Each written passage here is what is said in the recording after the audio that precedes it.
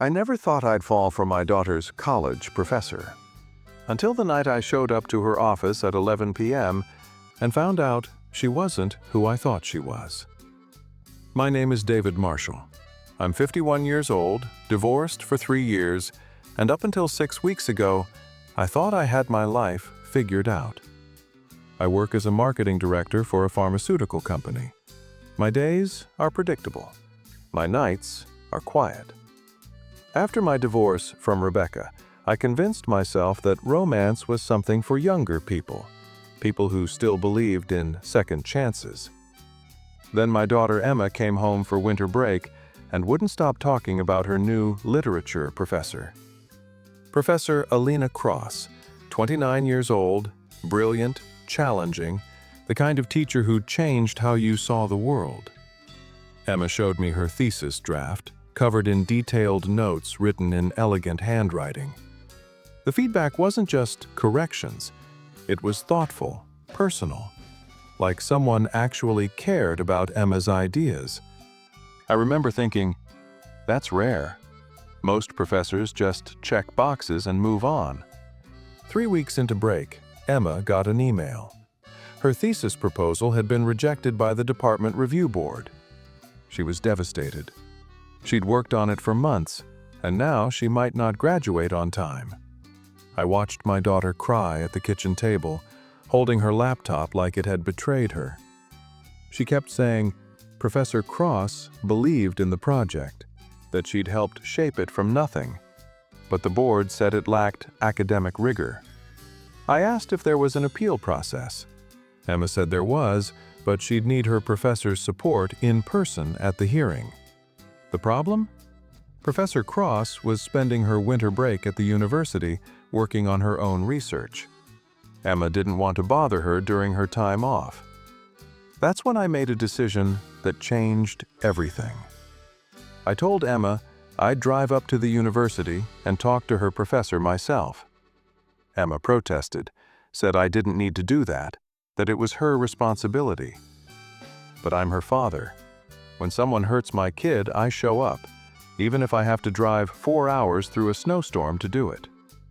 The university campus was almost empty when I arrived late that Friday night. Just a few lights on in the literature building. I found Professor Cross's office on the 3rd floor. The door was slightly open, warm light spilling into the dark hallway. I knocked. A voice called out, "Come in." I pushed the door open and stopped dead in my tracks. Professor Alina Cross was younger than I'd imagined, mid to late 20s, with long, dark hair pulled into a messy bun, wearing an oversized sweater and glasses that kept sliding down her nose. She was surrounded by towers of books and papers, a half-empty coffee mug balanced precariously on a stack of essays. When she looked up at me, her eyes went wide with surprise. She asked if she could help me. Her voice was softer than I expected, almost cautious. I introduced myself, told her I was Emma Marshall's father, that I'd driven up because my daughter was devastated about her thesis rejection. I wanted to understand what happened and what we could do to fix it. Alina stood up immediately. She apologized, said she should have called Emma herself, but she'd been trying to figure out the right words. She explained that the board's rejection wasn't about the quality of Emma's work. It was about politics. One of the senior professors on the review board had a personal grudge against Alina. He'd been undermining her since she was hired 2 years ago, calling her too young, too inexperienced, too emotional in her teaching methods. Emma's thesis was just collateral damage in a fight that had nothing to do with her. I felt anger rising in my chest. I asked why Alina didn't fight back, didn't defend Emma's work at the hearing. Alina's face fell. She said she had. She'd argued for 30 minutes straight, presenting research, citations, examples of Emma's analytical skill. The board voted against her anyway, 4-1. She admitted quietly that she cried in her car afterward because she felt like she'd failed Emma. Something about the way she said that, so raw and honest, made me pause. This wasn't some detached academic going through the motions. This was someone who genuinely cared about her students, who took their failures personally. I sat down in the chair across from her cluttered desk. I asked what the appeal process looked like. Alina explained that we'd need to submit new documentation, get letters of support from other faculty members, and present the case again in 2 weeks. The problem was that most of the faculty were on her rival's side. They saw her as an outsider who didn't respect tradition. Getting support letters would be nearly impossible. I asked what she needed to make this work. She looked at me for a long moment, like she was weighing whether to trust me. Then she said, honestly, a miracle. I stayed in that office until 3 in the morning. We went through every page of Emma's thesis together. Alina explained her teaching philosophy, why she pushed students to take risks instead of playing it safe. She told me about her own struggles as a young professor in a department full of men twice her age who resented her presence, about how exhausting it was to be constantly questioned, constantly doubted, constantly told she wasn't good enough. At some point, the conversation stopped being about Emma's thesis and became something else, something more personal. She asked about my divorce. I asked about her research. She told me about a paper she was writing that might get rejected by journals because it challenged established interpretations of classic texts. I told her about a marketing campaign I'd pitched that my company killed because it was too bold, too different. We were both people fighting systems that didn't want us to succeed. When I finally stood up to leave, she walked me to the door. She thanked me for coming, for caring enough to drive 4 hours in the snow. Most parents just sent emails, she said. They didn't show up in person. I told her Emma was lucky to have a professor like her, someone who fought for her students even when it cost her something. Alina smiled, but it was sad around the edges. She said, "Sometimes fighting isn't enough." I said, "Then I'll fight with you." She looked up at me, surprised. I could see the exhaustion in her eyes, the weight of carrying battles alone for too long. I said, if she needed support letters, I'd help her get them. If she needed someone to present Emma's case at the appeal, I'd stand beside her. If the board wanted a fight, they'd get one. Alina asked why I would do that. I was just a parent. This wasn't my war. I told her maybe I was tired of watching good people lose because the system was rigged. Maybe I wanted to be part of something that actually mattered for once. She didn't say anything for a moment. Then she reached out and touched my arm gently. She said, "Thank you," but her voice cracked slightly on the words. I drove back home that night thinking about her, about the way she talked about literature like it was alive, like it mattered beyond grades and papers, about the loneliness I'd seen in her eyes, the same loneliness I saw in my mirror every morning. Over the next 2 weeks, I drove back to the university 4 more times. We worked together building Emma's appeal case, reaching out to alumni who'd benefited from Alina's teaching, documenting her innovative methods. We spent hours in her office, in coffee shops, once even in my hotel room when the library closed early. Somewhere in those late-night work sessions, the line between professional and personal started to blur. She told me about her ex-boyfriend, a fellow academic who'd left her for someone older and more established, someone who could help his career instead of being a liability. She said she was used to being seen as too young, too inexperienced, too much of a risk. I told her about Rebecca, about how she'd said I was too stable, too boring, too afraid to dream big. How she'd left me for a man 10 years younger who made her feel alive again. Alina asked if I missed her. I said I missed the idea of her, but I didn't miss the reality of being with someone who made me feel small. She said she understood that completely. The night before the appeal hearing, we were in her office going over the presentation one last time. It was past midnight. The building was empty except for us. Alina was pacing, nervous energy radiating off her. She kept saying, what if it wasn't enough? What if they rejected it anyway? What if she'd let Emma down again? I stood up and caught her hand mid-pace. I told her to stop. She'd done everything she could. Emma's case was strong. The evidence was overwhelming. If the board rejected it, that was on them, not on her. She looked up at me with those dark eyes, vulnerable in a way I hadn't seen before. She whispered that she was scared, not just of losing the appeal, but of failing the one student who'd really believed in her teaching. I said she hadn't failed anyone. She'd fought harder for Emma than most people fight for anything in their entire lives. She stepped closer, close enough that I could smell her perfume, something subtle and floral that I'd started associating with late nights and coffee and feeling less alone. She said I didn't have to keep coming back. I'd already done more than any parent should have to do. I told her I wasn't coming back for Emma anymore. The air between us went electric. She asked quietly what I was coming back for then. I said, "For you." She didn't move, didn't pull away, just stood there, looking at me like she was trying to decide if I meant it. I said, I knew this was complicated. She was Emma's professor. I was 22 years older. People would talk.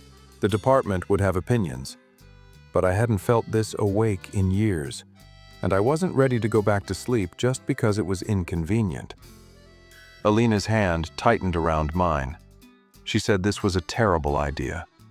I said, probably. She said it could hurt both of us. I said it already hurt trying to pretend I didn't feel this way. She kissed me then, soft at first, then desperate, like she'd been holding back for weeks and couldn't anymore. When we finally pulled apart, she was crying.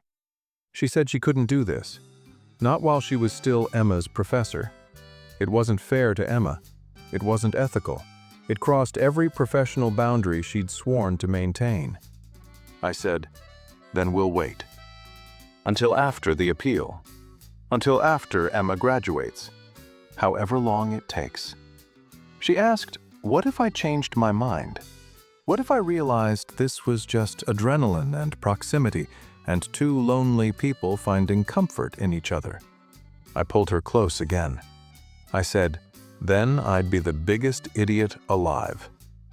But I didn't think that's what this was. She rested her forehead against my chest. She said we should go home, get sleep before the hearing tomorrow. Try to pretend this conversation never happened. I said okay. But we both knew nothing would be the same after tonight. The appeal hearing was brutal. 3 hours of presentations, cross-examinations, barely concealed hostility from the board members who'd already made up their minds. Alina was brilliant, defending Emma's thesis with passion and precision.